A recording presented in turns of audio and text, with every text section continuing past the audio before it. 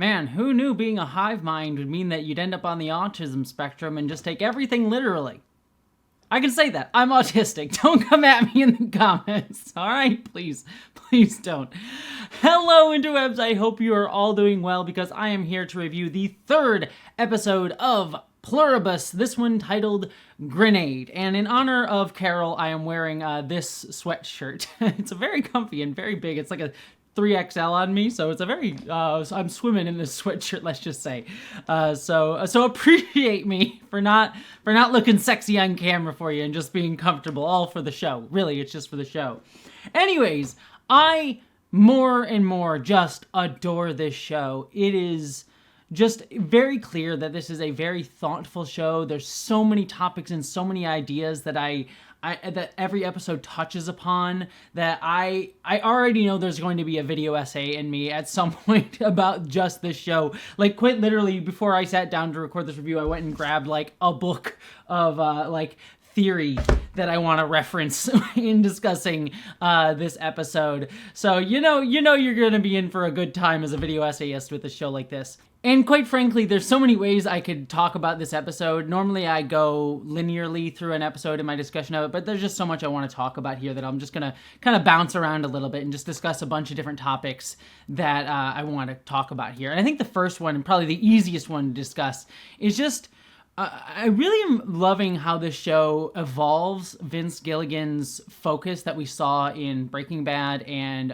even more so in Better Call Saul. Because as a writer, he is very much a person who is focused on process. Like, so many montages and sequences in both Breaking Bad and Better Call Saul focused a ton on showing us the process of things, like whether it was, how Saul, or Jimmy, I guess, in his show, would set up his random schemes that he would do, or how Walt would, make his drugs, or how Gus would sort of, set up the building of his drug making factory, or whatever you want to call it, his underground lab. There was just so much montage focus on like the process of things happening. And here in this show, we get sequences just like that, but they are sequences of the most efficient versions of those things and multiple bodies moving efficiently. So even in the pilot episode, we got the people like swabbing the inside of the mouths all at the same time. Here in this episode, we get the the Sprouts product placement as a company in this episode, but the Sprouts being restocked in the most efficient manner possible. Which is just it goes to showcase like the hive mind's focus on efficiency and utility rather than like any personality to it.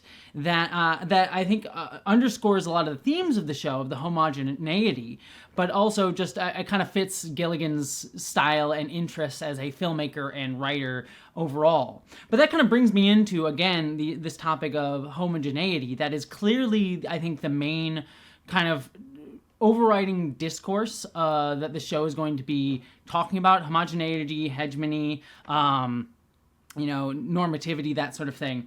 And we get in this episode when Carol sits down to talk to the hive mind when they're both getting drunk together, that all the hive mind can really give is like Wikipedia information. There's no like sense of real personality to the character. We get a little bit of personality in their like cult-like mentality that Carol points out of like, oh, everything is bliss and you're all sort of brainwashed. Like, there is that, but there's no sense of like, personality, even on a hive mind scale. There's no sense of individuality would be the wrong word considering it's a hive mind, but like like personhood, even on a over multiple bodies. There's no sense of personhood of the hive mind in a very real sense. And we kind of get a distinction with that between Carol and Helen that we get at the opening of the show in the flashback to the Norway Ice Hotel, which by the way, I am 100% with Carol. Would love to visit a Norway Ice Hotel for like a day trip. It would be beautiful. Love to see the Northern Lights. I do not want to sleep on an ice bed. That sounds awful. And that's coming from me. I like being freezing cold at night. You can talk to my wife. She hates hates the fact that I like to sleep with the AC at the coldest possible position because she likes to run hot, but I like to be freezing cold at night. And even for me, an ice bed is too much. So 100% with Carol there. But I think the ultimate kind of point of that scene, the like subtext of it, I mean, it gets textually brought up in terms of like Carol not wanting the hive mind to have Helen's memories, and that sort of comes up later on. But the subtext of it is that Carol has a different personality from Helen, and they both kind of bounce off of each other in different ways. Like, you know, Carol is very much focused on her success, like, is the book doing well, and, like, complaining about the moment and not being in the moment. And Helen kind of draws her into the moment and has her focus on the here and now and where she's at, and they kind of pull each other. And, you know, I think the end moment is, like, you know, Carol I don't necessarily know is happy, but she is content in that end moment. And the hive mind is trying to do the same thing that Helen's trying to do, in that, like, they want to make Carol have contentment, happiness by joining into their hegemony. But what Helen does is, like, sort of push and pull and pull at Carol to get her to that place where the hive mind really can't do it, because they don't want to understand Carol. They just want to subsume Carol. They just want her to join them rather than understanding Carol, to the point of, like, taking her very literally when they, like, you know, here's the grenade, I'll give you a grenade, or like the atom bomb that they would say at the end, which we'll come back to at the end. But it's about, like, you know, how there's a relationship between these two people that creates something greater and allows Carol to get ultimately that contentment that she seemingly can't really have on her own. But that she gets through her relationship with Helen, but that the hive mind can't do because there is no personhood. They just want to subsume her into the whole. And the other thing, too, that we are starting to understand is this idea of, you know, understanding through relationality. And I think there's this interesting thing that's coming up about how the hive mind just wants everyone to be part of it. And by doing so, there's no sense of, like, what would continue. Like, I talked last week in my review about, you know, the lack of change in a culture is death. Like, once you create a static culture, it is essentially death and will lead to, you know, culture just homogenizing, staying static, and not growing, changing, because change is what you need for life to occur. That's how things constantly grow. And so if everything becomes the same, there's no change, there's no growth. Everything just becomes efficient, utility, as we talked about earlier. And when everything becomes utility, then there's no real point, A, number one, but also B, like, you're just surviving. There's no life there. And I think what the show hopefully will come to get at is this like sense that Carol wants to relate and push the hive mind to, like, have a personality, to understand itself better through just talking with Carol. Like, it's this very Star Trek thing. I mean, mind melds came up in this episode, and there's constantly a reference to Star Trek in this show, which makes me very happy. But to me, Star Trek, you know, infinite diversity, infinite combinations, the sort of motto of Star Trek that I have tattooed on me on my literal wrist here, is that, like, we come to understand each other through diversity, and we don't understand each other just by being diverse, but, like, relating to other things, to explore other things, and to explore the unknown. And by exploring the unknown, we come to understand ourselves better. And the unknown can be, you know, exploring space, or it can be exploring the person across from you. And you're both the same, you're both people, and you're understanding each other through your relationality to each other. And this show is kind of getting at that, is that this society that seeks to homogenize itself, it's the hive mind of itself, will ultimately stagnate because it is not creating a relationship with something. And I like we're seeing that in the flashbacks and how Carol and Helen sort of created that, and how the hive mind and Carol don't create that in opposition to each other because of the hive mind's hegemonizing itself. And this kind of brings me into this theory book that I referenced here, because I spoke last week a little bit about some of the queer underpinnings, just applying queer theory to this show. And again, I'm going to say this here because I know it's automatically going to get dropped in the comments. Why do you have to make everything about being queer? I am someone who studies queer theory. So when I read a show, I am not saying that the show inherently has to be read through a queer lens, but I am someone who's going to read it through a queer lens based on, you know, my study and learnings about queer theory and writing about it as a video essayist. So like, if you don't want a queer analysis of something, don't come to someone who does a queer analysis. I'm not making it saying it has to be about being queer, but I'm applying queer analysis to it because that's who I am. And I think it's a useful lens to apply to this show in terms of like looking at queerness as like an other from a hegemony. When we talk about queer theory, a lot of queer theorists from like Butler to, you know, Jose Esteban Munoz, who's my favorite philosopher, use queerness as not a thing to like, we'll talk about like literal people who are like sexually different, like lesbians, gay people, trans people, whatever. Trans is gender, not sexuality, but you know what I'm getting at. But talking about people who fit outside the hegemonic cultural norm and don't fit into the hegemonic idea of how culture is supposed to reify itself and continually re-up itself and reproduce itself. And to be queer then is to choose to not reproduce the cultural hegemony in some sense. And this book and that's kind of what this book, No Future by Lee Edelman, talks about in this idea of reproductive futurism. That cultures, especially our culture today, loves to focus on, you know, ideas of like the symbol of the child. Like we need to protect the children, not literal children, but the symbol of the children as like, oh, we need to reproduce, you know, the focus on family, heteronormative family, as like a way to reproduce constantly our same culture over and over and over and over again, and continually reproduce itself. And that's why you get phrases like biological imperative, which this show does use as well. The hive mind says we have a biological imperative. That's why we want to make you like us.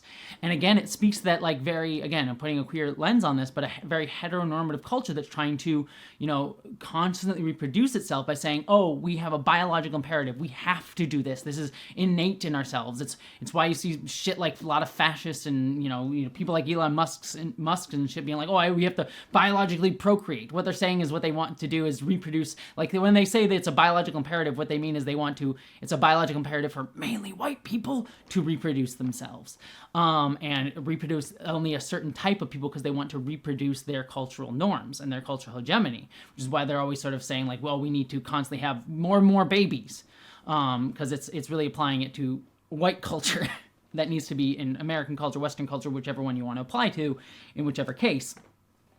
And we're seeing the same rhetoric being used here by the hive mind of we have a biological imperative. We need to subsume you. And for all intents and purposes, we're seeing the hive mind has intelligence. It has agency in some sense.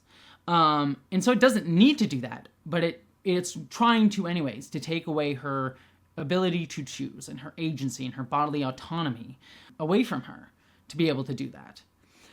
But I also like that this is a conversation, right? It's not just saying hive mind fully bad. There's also something that Carol brings up about like agency. Like she's saying, I'm independent. I want to have my own sprouts. I don't want to have to like, you know, deal with you guys. I don't want you to come into my house. Like, don't think about me. You know, I'm the only one that's allowed to remember Helen. Like she wants to be a sole person unto herself, which we can see she really can't do. We even saw that with her relationship. Sorry, did I say Carol? I meant Carol if I said Helen. But her relationship with Helen beforehand, like she and Helen had a relationship that built each other up. She didn't just do it on her own. And there is a sense of like, we do need a community. We do need other people, but we need, again, diversity. Infinite diversity and combinations. Not homogeneity, but diversity within a community. And so you can't just be, and so there's this really interesting conversation happening in this show between this fully like American style individualism that Carol is presenting to us, and the sort of like homogeneity, you know, full like mass, no identity, everything is for the community, efficiency of the hive mind, and how neither of them are fully capable of existing in those full modes. They need to have they need to talk to each other and talk across not only these themes and ideas of individuality versus community, but create something in between them. And I think that that's just a cool dialectic that the show is talking about, and it's putting it through so many different lenses in very subtle ways. A queer lens, you know, a lens about, you know, talking about culture, because we also get some touches upon with culture, like last episode, like the very American point of view that Carol had last episode with everyone else in that show. We also get touched upon it here when she tries to call the other guy who only speaks Spanish and like is like, fuck you. Essentially, I'm curious to hear that'll come back up. That character will come back up somewhere down the line. So, I'm applying a queer lens to it, but, we're getting into so many different aspects of this that I really, this show just is touching upon really, really wonderful themes. And I think there's some really smart ideas being played with here. I'm trying to think if there's anything else. The other element here that I kind of wanted to just run, because it's another one to toss into this pile, is the hive mind uses this metaphor of like, we have to subsume you because if someone was drowning, you would go and save them. And Carol's like, what, you think I'm drowning? Like, I can't exist myself? And that just reminded me too, so much of like Catholic rhetoric that I would hear about why people need to convert to Catholicism. I remember when I was younger, I identified as atheist. I identify more as agnostic now, agnostic theist, personally. But when I was younger, I was very much like, I'm atheist. And I had this conversation with a very religious, adult, because I was a kid, adult. And I'd be like, why can't you just let me, like, you do you, I'll do me, and it's fine. And her response to me was like, well, I know you're going to hell if you're an atheist, so I need to convert you. It's not like you just do you, I just do me. I have a need to save you based on what I believe is best for you, because otherwise you're going to drown, you're going to go to hell, you're going to suffer. And it's this rhetoric of how a culture justifies, forcing people to fit their mold. You would even see it in colonialism. We need to uplift the primitives to our way of life because they are primitive. And it was a way to, justify, colonialization and, slavery and all of these things. So again, there is that colonizing rhetoric here that is being used in the mouth of the hive mind that sort of gets into these ideas. So again, I talk about this from a queer lens, but queerness as a critique is like a subjectless critique. It's meant to be sort of touch upon some of these other discourses. Not to say that these are all the same thing, but they sort of filter through this lens of hegemony versus diversity and things like that. And so it's just the lens that I look at these things through. But obviously, you can talk about race relations and things like that, all of these things as well from a different perspective. But it's just the show touching upon them in really smart ways. The only other thing I really didn't touch upon is at the end there with the atomic bomb of it all, which is such a cool idea. And it kind of touches upon everything I did here. But the hive mind just cannot say no. It has no sense of its own agency. It's just like, we will acquiesce to whatever we're told to. It can't understand. Like having, an agency of its own, because it has to filter probably through so much agency, so many voices of so many other people that it's in its brain, so it has to flatten it all. I think that's going to be ultimately fascinating to see where this goes. Again, I'm curious to see where this is ultimately heading over the course of the show. I'm curious to see once we get into the show, it does like a time jump of like a year from the hive mind. And also there's this overriding, like, where did this all come from? What was the alien signal that we saw at the start of the show that started this all off? And I wonder if that's going to be, again, I think I mentioned this, but like my theory is that that's another larger hegemony that is going to be coming to Earth to try to subsume the human hegemony into itself. And maybe the human hive mind now will be like, by influence of Carol, be like, no, I want to state my own autonomy, when it should have, it normally would have just subsumed itself into the larger whole. And so we'll be seeing an echo of what Carol and the hive mind are going through with the hive mind and whatever alien hive mind that we might be seeing. That's my guess of where this is ultimately going, whether that's in season 1 or season 2. This is my wild batshit out there theory, is that's how season 1's going to end, is that we get through this whole conversation, we have all these things, and then the end of season 1 is like, the hive mind is coming, or the hive mind has arrived at the end of the season. That's my guess is what the cliffhanger for season 1 is going to be. But again, that's just a theory. We'll see how that all goes. Anyways, that's all my thoughts on this show. I am absolutely loving it. Pluribus is fantastic. I'd love to hear all your thoughts, though, down below. What did you think? But beyond all of that, I hope you, my friends, live long and prosper.